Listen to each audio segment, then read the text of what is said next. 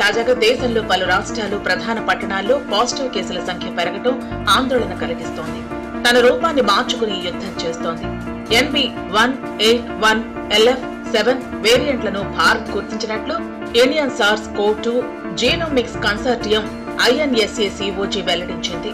NB181 రకం case ఏప్రిల్లో వెలుగు చూడగా LF7 కు సంబంధించి 4 కేసులు మేలో గుర్తించినట్లు తెలిపింది.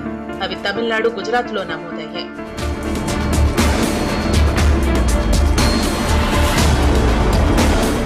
దేశ రాజధాని ఢిల్లీ, మహారాష్ట్ర, కేరళ, తమిళనాడు, ఏపీ, కర్ణాటక సహా పలు రాష్ట్రాల్లో కొత్తగా కేసులు వెలుగు చూస్తున్నాయి.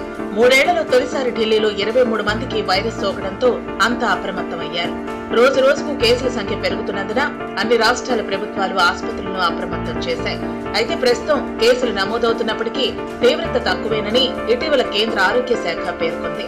అయినా అప్రమత్తంగా ఉండాలని రాష్ట్రాలను హెచ్చరించింది.